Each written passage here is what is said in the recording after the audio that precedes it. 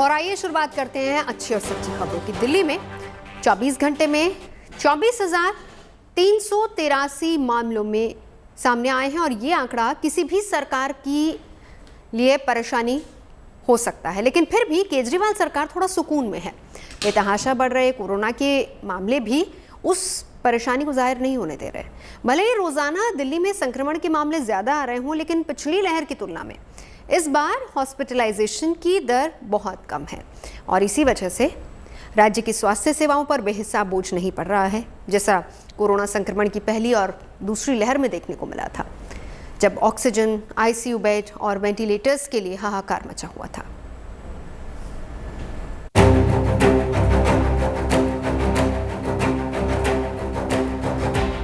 Corona की तीसरी लहर को लेकर जो आशंका थी, सच साबित हो रही है। देश भर में रोजाना 2.5 लाख नए केस मिलने लगे हैं, तो दिल्ली और मुंबई समेत देश के 20 शहरों में संक्रमण दर 20% से ज्यादा है। यानी टेस्ट किए जाने पर 100 में से 20 लोग कोरोना पॉजिटिव निकल रहे हैं। लेकिन डराने वाले इन आंकड़ों की वजह से उम्मीद है कि जल्द ही अच्छी खबर भी आ सकती है। जानकार मान रहे हैं कि जल्द ही पीक भी आएगी और कोरोना की रफ्तार थम जाएगी। दिल्ली में तो इसके संकेत भी मिलने लगे हैं। गुरुवार को दिल्ली में 28,867 मामले सामने आए थे। पॉजिटिविटी रेट करीब 30% के आसपास थी, लेकिन आज यानी शुक्रवार को 24,383 नए मामले आए। अगर अगले कुछ दिनों तक कोरोना के आंकड़े इसी तरह घटते हैं तो दिल्ली वाले राहत की सांस ले सकते हैं। फिलहाल गुड न्यूज ये है कि दिल्ली के अस्पतालों में पिछले 5 दिनों से मरीजों के भर्ती होने की रफ्तार रुक गई है। यानी केस तो बढ़े हैं, लेकिन लोगों को अस्पताल जाने की जरूरत नहीं पड़ रही है। सरकारी दावा है कि अस्पताल में 13,000 से ज्यादा बेड उपलब्ध हैं। चिंता की कोई बात नहीं है। हॉस्पिटलाइजेशंस बहुत ज़्यादा लो हैं, डेथ्स काफ़ी लो हैं, तो लोगों को चिंता की ज़रूरत नहीं है, पैनिक करने की ज़रूरत नहीं है। सारी व्यवस्थाएं दुरुस्त हैं, बेड्स की कोई कमी नहीं है, आईसीयू बेड्स की कोई कमी नहीं है। पैनिक नहीं करना, लेकिन जिम्मेदारी के साथ व्यवहार करना है। जानकारों का भी कहना है कि कोरोना के तेज संक्रमण की वजह से सतर्क तो रहना है, लेकिन डरना नहीं है। दिल्ली में कोरोना मरीजों की मौत का आंकड़ा भी बढ़ा है, लेकिन सरकार का साफ कहना है कि जो मौतें हो रही हैं वो मोटे तौर पर गंभीर बीमारियों की वजह से हो रही हैं। मरने वालों में ज्यादातर लोग ऐसे हैं जिनको कैंसर या फेफड़ों से जुड़ी बीमारी थी, यानी सिर्फ कोरोना से मरने वालों की तादाद कम है। यहाँ ध्यान देने वाली बात यह है कि दिल्ली में जिनकी मौत हुई उनमें 75% मरीजों को वैक्सीन नहीं लगी थी। यानी जैसा कि डॉक्टर्स का दावा है कि बेहद संक्रामक होने के बावजूद ओमिक्रॉन घातक नहीं है और वैक्सीन इस वेरिएंट का मुकाबला करने में सक्षम साबित हो रही है। माना कि एक दिन में 2,64,000 कोरोना के केसेस आए हैं, लेकिन इतना घबराने की ज़रूरत नहीं है, क्योंकि जो कॉम्प्लिकेशंस है वो बिल्कुल कम है। पिछली बार की तरह किसी को दिल का दौरा, किसी को सांस की शिकायत, कोई पेशेंट वेंटिलेटर पे चला जाए, कोई किसी को फालिस की शिकायत हो जाए, ऐसा कुछ भी नहीं हो रहा है। लोगों को बुखार आ रहा है, सर्दी आ रही है, बदन दर्द हो रहा है, कुछ लोगों को पेट की शिकायत आ रही है। इसके अलावा कोई सिम्टम्स नहीं आ रहे हैं। ऐसे में नज़दीकी डॉक्टर के पास जाइए, उनसे 5-6 दिन की दवाई ले लीजिए और इतने में ही आराम हो जा रहा है। साथ में इस बार इतनी दिक्कतें इसलिए भी कम हैं, ये याद रखना पड़ेगा कि हमारे पास अब लगभग 150 करोड़ लोगों को वैक्सीनेशन लग चुका है और पिछले वेव में भी हम लोग बहुत लोग इन्फेक्ट हो चुके हैं। हमें ये बात की तसल्ली है इस बार कि अब जो सरकारी हॉस्पिटल, गैर सरकारी हॉस्पिटल्स, उनमें PSA प्लांट्स लग गए हैं। जो कुछ वेंटिलेटर्स की कमी है वो इंस्टॉल कर दी गए हैं। मेडिकल पर्सनल्स की जो कमी थी उनको रिक्रूट कर लिया गया है। तो इस बार ज़्यादा मत घबराइए, लेकिन सतर्क जरूर रहिए।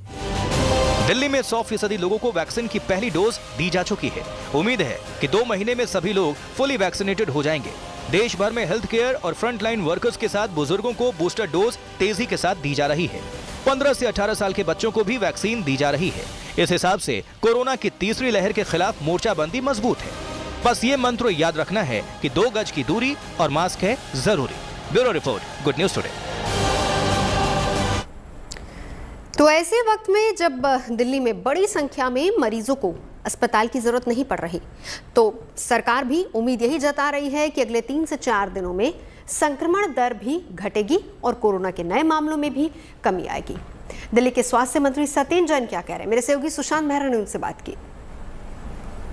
दिल्ली सरकार के स्वास्थ्य मंत्री हमारे साथ इस वक्त बातचीत के लिए मौजूद हैं। सर, कल ऑल टाइम पीक्स जो है अगर देखा जाए तो मामले बहुत ज़्यादा देखे गए हैं।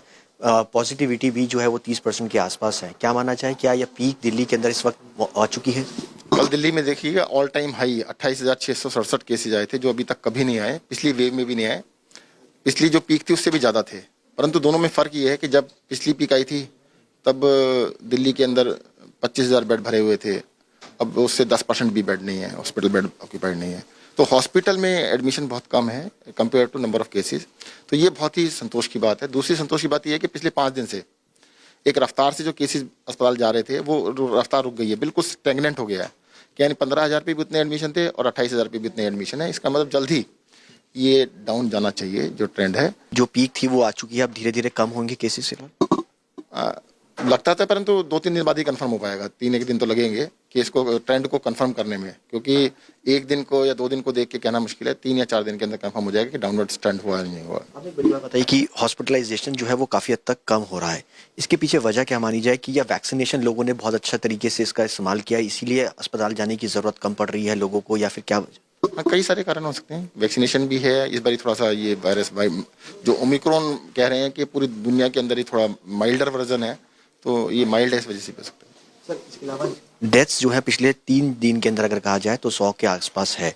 इसके पीछे वजह क्या है, क्या उसको मानते हैं? देखिए, डेथ जो हो रही है ज़्यादातर कोरोना की वजह से नहीं, कोमोर्बिडिटीज की वजह से हो रही है। कैंसर के पेशेंट्स हैं, लास्ट स्टेज कैंसर है, उसको कोरोना भी हो गया। हॉस्पिटल में एडमिटेड पेशेंट है, वो टेस्ट किया तो कोरोना भी निकल आया। तो इस तरह की जो हमारे प्योरली, जैसे मैं आपको एग्जांपल देता हूँ, हमारा बुराड़ी में सिर्फ कोरोना हॉस्पिटल है, वहाँ पे कोई कोमोर्बिडिटी वाले पेशेंट कम ही होते हैं, तो वहाँ पर तो अभी तक एक भी डेथ नहीं हुई। तो दरअसल क्या है कि जिन पेशेंट्स को कोमोर्बिडिटीज़ हैं, जैसे LNJP में, बड़े बड़े अस्पतालों में, वो अपनी दूसरी इलाज कराने आ रहे हैं, टेस्ट किया जाता है तो कोरोना भी निकल आता है, पर कोरोना निकलने के बाद उसको कोरोना की लिस्ट में डाला जाता है। कई सारे लोग ऐसे भी जिन्होंने वैक्सीनेशन नहीं लगाया, उनकी भी इस वजह से हो रही है, क्योंकि फर्स्ट डोज और सेकेंड डोज के बीच में भी गैप है। ज़्यादा लोग ऐसे हैं जिनकी वैक्सीनेशन नहीं है, परंतु फिर भी मगर कोमोर्बिड तो वैक्सीनेशन वाले भी हैं। जो डेथ हुई है वैक्सीनेशन के बाद, तो कोमोर्बिडिटी ही मेजर कारण दिख रहा है। कोरोना संक्रमण की बढ़ती रफ्तार से दिल्ली परेशान है। 24 घंटे में यहाँ 24,300 से ज़्यादा संक्रमण के नए मामले सामने आ चुके हैं और पिछले कुछ दिनों की अगर हम बात करें तो ये आंकड़ा 20,000 के ऊपर ही रहा है। अब इसका नतीजा ये हुआ है कि हज़ारों लोग संक्रमित हो गए हैं। अपने घरों में लोग आइसोलेट हैं ताकि उनकी वजह से स्वस्थ लोग बीमार ना पड़ जाएं। संकट की इस घड़ी में ऐसे ही मरीजों और उनके परिवारों की मदद करने में जुटी हैं बहुत सारी संस्थाएं, जिसमें दिल्ली के द्वारका में मौजूद इस्कॉन मंदिर का प्रबंधन भी शामिल है। निस्वार्थ भाव के साथ घर में रह रहे बुजुर्ग, बच्चों और कोरोना मरीजों के लिए फ्री में खाना पहुंचाने की व्यवस्था है। पहली और दूसरी लहर की तरह मंदिर की ओर से इसके लिए फिर से स्पेशल किचन शुरू कर दी गई है। एक कॉल पर मंदिर इस खाने को फ्री में पहुंचाएगा। इस्कॉन की ओर से हेल्पलाइन नंबर्स भी जारी किए गए हैं। हेल्पलाइन नंबर हम आपको भी बता देते हैं, इन केस अगर आपको ज़रूरत है तो आप यहां पर कॉल कर सकते हैं 9717544444। इस्कॉन मंदिर से मेरे सहयोगी वरुण सिन्हा की रिपोर्ट देखिए। देश भर में कोरोना के लगातार मामले बढ़ रहे हैं और ऐसे में उन लोगों के लिए ख्याल रखने की सोच रखने वाले लोग कम ही हैं। द्वारका इस्कॉन लगातार ये कोशिश कर रहा है कि किस तरीके से जहां पर कोविड के पेशेंट हैं उन तक भोजन पहुंचाया जाए, उनको कोई दिक्कत ना हो। होम आइसोलेशन में जो लोग इस समय हैं, उनके परिवार के लोग हैं, वहां तक भोजन पहुंचाने की जो प्रक्रिया है वो मैं आपको दिखाने वाला हूं। द्वारका इस्कॉन में हूं मैं इस समय और आप देखेंगे कि ये मेगा किचन जो है यहाँ पर तैयार है। लगातार रोज़ाना ये लोग 6,000 लोगों तक जो है वो खाना पहुँचा रहे हैं। ये पैकेट्स यहाँ से तैयार किए जाते हैं और उसके बाद उन ज़रूरतमंद लोगों तक पहुँचाए जाते हैं जिनको इस समय बेहद ज़्यादा ज़रूरत है, जो होम आइसोलेशन में रहकर अपना इलाज कर रहे हैं, जो इस समय सच में ज़रूरतमंद है और जहाँ तक भोजन नहीं पहुँच पाता वहाँ तक इनका प्रयास लगातार चलता रहता है। तो अर्चित दास जी मेरे साथ हैं, जो डायरेक्टर हैं यहाँ पर इस्कॉन द्वारका के। सर, पहला सवाल मेरा ये कि ये जो सोच है कि मदद की जाए, लोगों तक पहुँचाया जाए भोजन, इसकी सोच कैसे आई और किस तरीके से इस समय मुहिम आपकी चल रही है? हरे कृष्णा। तो बहुत सुंदर प्रश्न है आपका। तो मुझे याद है 2019 में जब कोविड पहली बार आया था और बहुत ही पैनिक सिचुएशन था और लॉकडाउन लग चुका था दिल्ली में, तो हमारे जो गुरु महाराज हैं हिज होलीनेस गोपाल कृष्ण गोसाई महाराज, जो कि इस्कॉन के GBC भी हैं, उनका हमारे पास कॉल आया विद वेरी कंपैशनेट मूड। करुणावश उन्होंने कॉल किया और बोला कि बहुत सारे लोग भूखे हैं और लोगों के पास काम करने के लिए जगह नहीं है, तो आप क्या इसमें कुछ हेल्प कर सकते हैं? तो हमारा मंदिर बन रहा था, आप जैसे जानते हैं इस्कॉन द्वारका में बहुत विशाल मंदिर बनने वाला है, तो उसके लिए थोड़ा बहुत लक्ष्मी हमने कलेक्ट किया था। तो हमने सोचा कि ये बहुत इंपॉर्टेंट कार्य है, अभी हमें इसमें समाज सेवा में लगाना चाहिए। इस तरह से हमने उस लक्ष्मी को स्टार्ट किया यहाँ पे लगाना, और शुरुआत में हमने 5000 लोगों से स्टार्टिंग की थी। डीएम साहब से कांटेक्ट किया, उन्होंने कहा बिल्कुल कर सकते हैं, we will be very pleased.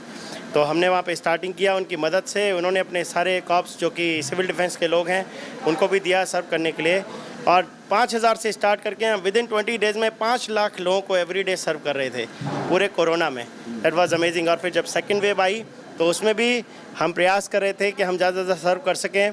Although इतनी पैनिक सिचुएशन थी कि लोग मर रहे थे हर जगह पे, ऐसी हालात हो गई थी, फिर भी रिस्क लिया लोगों के लिए, और हमारे डिवोटीज़ ने सब ने मिल करके एक सक्सेसफुल प्रयास किया। और जैसे कि आप देख रहे हैं कोविड पेशेंट के लिए हमने पत्ता गोभी, आलू गाजर, मूंग धुली दाल, राइस, चपाती, ये सब पैक्ड होकर के जा चुका है मॉर्निंग में भी, और दूसरी शिफ्ट में भी जा रहा है। दूसरी शिफ्ट में देख रहा हूँ मैं लिखा हुआ है जी, चने की दाल, सीताफल की सब्जी, राइस, चपाती, क्योंकि एक ही जैसा मेनू खाते खाते लोग बोर हो जाएंगे, तो इसलिए हमने क्या किया हुआ है, 4 अलग अलग रूट बनाए हैं। चारों में सुबह क्या जाना है, शाम को क्या जाना है, अलग अलग मेनू होते हैं, उसको हम रेगुलर चेंज करते रहते हैं, एवरीडे चेंज होता है। नेक्स्ट डे के लिए भी आपने तैयारी कर ली है। यहाँ पर देख रहा हूँ मैं खिचड़ी, पापड़, अचार। जी, ये खिचड़ी, पापड़, अचार ये यहाँ के लिए लोकल बन रहा है, लेकिन आप नीचे देखेंगे जो 12 बजे का मेनू है, इसमें जीरा राइस, अरहर दाल, मटर पनीर, मिक्स वेज, रायता, ये सब होकर के 2 जगह मेनू में बट के जाएगा ये अलग अलग जगह पर। तो इस तरह से हम अलग अलग चीज़ें भेज रहे हैं। तो यहाँ पर आप देखेंगे तमाम डिवोटीज जो है जो पैक होके खाना जाएगा वो यहीं से जाएगा। कोशिश कर रहे हैं इसको पैक करने के लिए, और समय सीमा ये होती है कि जल्द से जल्द दोपहर के समय जितने भी ज़रूरतमंद हैं उन तक पहुंचा दिया जाए। तो सर ये पैकिंग की जो व्यवस्था होती है, उधर से खाना लिया आप लोगों ने, फिर यहाँ आएगा, यहाँ पैकिंग होगी। एग्जैक्टली ऐसा ही है हमारा सिस्टम कि हम वहाँ से सारा फूड स्टफ यहाँ आता है, और उसके बाद फिर हम यहाँ पर डिवोटीज लोग मिलकर के पैक करते हैं इसको। और ये कितने अभी तक जो पैकेट्स आपके जा रहे हैं वो करीब 6000 या फिर डेली बढ़ रहे हैं, किस तरीके से? अभी 6000 पैकेट आज की डेट में जा रहे हैं, पर एवरी डे 20% का इंक्रीजमेंट है इसमें। तो जिस तरह से हमारे पास कॉल्स आती हैं, हमारे लोग यहाँ पर रात में बैठते हैं 2-2:30 बजे तक, जितनी भी कॉल्स आती हैं उनका एक डेटा बनता है, और मॉर्निंग में प्रिंट आउट होकर के लोगों को देते हैं, उस हिसाब से लोग खाना बनाते हैं और उस हिसाब से पैक्ड होकर जाता है। पिछले 2 सालों से कोरोना संक्रमण के घातक असर से लोगों को बचाने के लिए अचूक उपाय की तलाश की जा रही है, जिसकी वजह से वक्त वक्त पर कोविड प्रोटोकॉल में बदलाव होता रहता है। नई नई वैक्सीन को मंजूरी भी दी जा रही है। ज़्यादा से ज़्यादा वैक्सीनेशन पर भी जोर है। इलाज के दौरान गंभीर संक्रमण से निपटने के लिए रह रहकर नई दवाओं को मंजूरी मिल रही है, ताकि किसी तरह लोगों को मौत के मुंह से बचाया जा सके। ओमिक्रॉन वेरिएंट की वजह से इस बार तीसरी लहर ने दस्तक दे दी है। भारत समेत दूसरे देशों में भी कोरोना संक्रमण के मामले तेजी से बढ़ रहे हैं। गुरुवार के दिन पूरी दुनिया में कोरोना संक्रमण के 32,20,000 से ज़्यादा मामले सामने आए, जबकि 7,691 लोगों की मौत भी हो गई है। कोरोना संक्रमण की फिर इसी डराने वाली रफ्तार के बीच WHO यानी कि वर्ल्ड हेल्थ ऑर्गेनाइजेशन ने इलाज के लिए 2 नई दवाओं को मंजूरी दी है। इन दवाओं में सबसे पहला नाम है बैरिसिटिनिब। इस दवा का इस्तेमाल गठिया यानी कि रूमेटॉइड आर्थराइटिस के इलाज के लिए होता है। गठिया का इलाज करने वाली इस दवा को स्टेरॉयड, खासतौर पर कार्टिकोस्टेरॉइड्स के साथ दिए जाने की सलाह दी जाती है। ब्रिटिश मेडिकल जर्नल BMJ ने WHO के विशेषज्ञों ने दावा किया है कि बैरिसिटिनिब और कार्टिकोस्टेरॉइड्स के कॉम्बिनेशन गंभीर रूप से बीमार मरीजों को वेंटिलेटर पर जाने से रोक सकता है, और इस कॉकटेल के ट्रायल के नतीजों के आधार पर ही WHO ने गंभीर मरीजों के जीवित रहने की दर सुधरने का दावा किया है। WHO ने जिस दूसरी दवा को मंजूरी दी है उसका नाम है सोट्रोविमैब, जो एक तरह से एंटीबॉडी दवा है। WHO के विशेषज्ञों के मुताबिक संक्रमण के मामूली लक्षण वाले मरीजों के इलाज में ये दवा बहुत कारगर साबित हो सकती है। विश्व स्वास्थ्य संगठन का ये भी मानना है कि उन मरीजों के लिए बहुत फायदेमंद रहेगी जो कमजोर इम्यूनिटी या फिर डायबिटीज जैसी किसी समस्या से जूझ रहे हैं।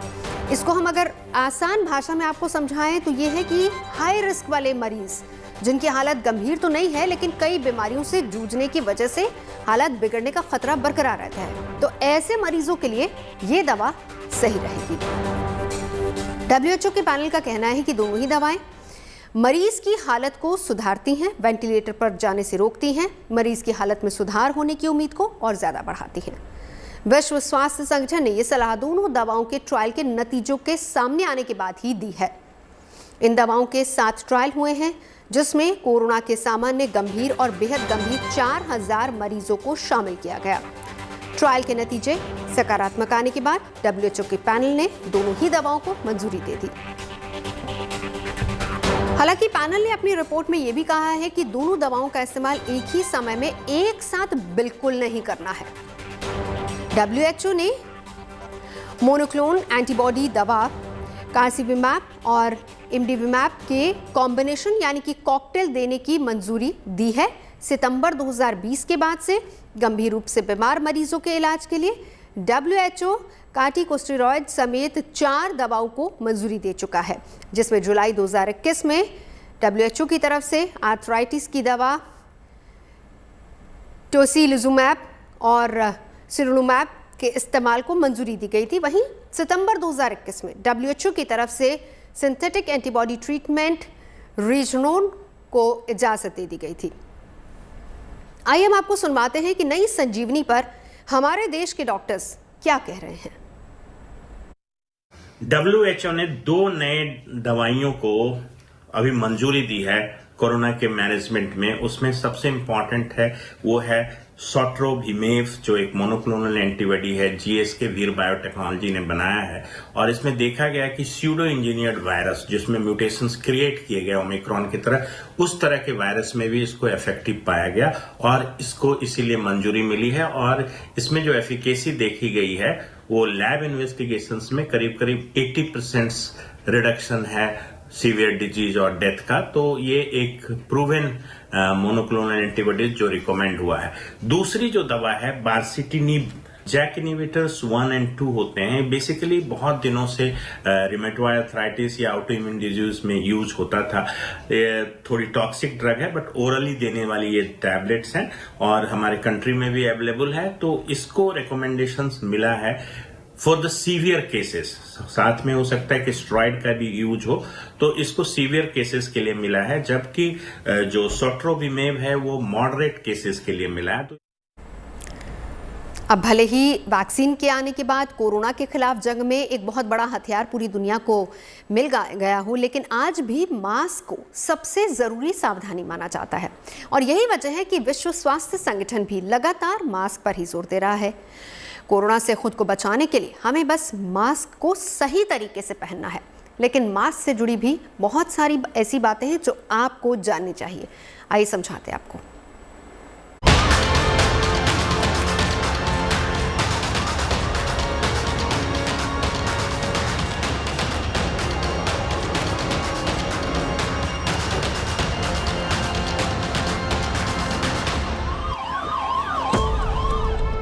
ओमिक्रॉन वेरिएंट ने देश में संक्रमण की सुनामी ला दी है।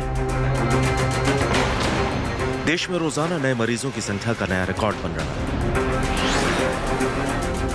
तीसरी लहर में पहली बार एक दिन में 2,47,000 से ज्यादा नए केस मिले हैं। इतना ही नहीं, देश में पहली बार एक्टिव केसेस की संख्या बढ़कर 10 लाख के पार हुई है। संक्रमण की स्थिति कितनी तेजी से बदल रही है उसे इस बात से समझा जा सकता है कि सिर्फ 6 दिन के अंदर डेली केस का आंकड़ा 1 लाख से बढ़कर 2 लाख के पार पहुंच गया है और तेजी से एक्टिव केस भी बढ़े हैं। एक्टिव केस की संख्या 4 दिन में 5 लाख से बढ़कर 11 लाख के पार पहुंची है। देश में जिस रफ्तार से संक्रमण बढ़ रहा है उससे लोगों के मन में डर और घबराहट भी है। आखिर वो कैसे खुद को और अपने परिवार को इस संक्रमण से बचा सकते हैं? दरअसल ओमिक्रॉन से बचना इतना मुश्किल भी नहीं है। WHO के मुताबिक डबल मास्क वायरस के खिलाफ ज्यादा सुरक्षा देता है और वायरस से संक्रमित होने की आशंका कम हो जाती है। अगर आप किसी भीड़ भाड़ वाली जगह जैसे एयरपोर्ट, बस स्टैंड या पब्लिक ट्रांसपोर्ट में सफर कर रहे हो तो डबल मास्क का प्रयोग करें। इसके लिए सर्जिकल मास्क के ऊपर कपड़े वाला मास्क या फिर डबल कपड़े वाला मास्क एक साथ यूज किया जा सकता है। इसके अलावा अगर आप कॉटन से बने मास्क का उपयोग करते हैं तो इस बात का ध्यान रखें कि आपका मास्क सिर्फ सिंगल या डबल लेयर का नहीं होना चाहिए। मास्क में 5 से 6 परत होंगी तो वायरस से बचना आसान होगा, क्योंकि सिंगल या डबल लेयर वाला मास्क वायरस को रोकने में सक्षम नहीं है। डबल मास्क के अलावा कई और जरूरी सावधानियां भी आपको संक्रमित होने से बचा सकती हैं। मास्क छूने से पहले साबुन से हाथ धोएं या सैनिटाइजर का इस्तेमाल करें। मास्क इस तरह पहने जिससे आपकी नाक, मुंह और चिन पूरी तरह ढक जाए। एक बार मास्क पहन लेने पर उसे दोबारा छूने से बचें। अगर छूते हैं तो तुरंत हाथ धोएं। मास्क को हमेशा पीछे से पकड़कर उतारें। सिंगल यूज मास्क का इस्तेमाल करके उन्हें एक बार में ही डिस्पोज करें। रीयूजेबल मास्क है तो उसे उपयोग के बाद तुरंत धो लें। जाहिर है इन तमाम सावधानियों से आप न केवल ओमिक्रॉन वेरिएंट से बच सकते हैं बल्कि अपने पूरे परिवार को सुरक्षा कवच दे सकते हैं, क्योंकि जिस तेजी से संक्रमण फैल रहा है उससे यह अंदाजा लगाना भी कठिन हो जाएगा कि कौन संक्रमित है और कौन सुरक्षित। लिहाजा मास्क ही सबसे बड़ा रक्षा कवच है। Bureau report, good news today.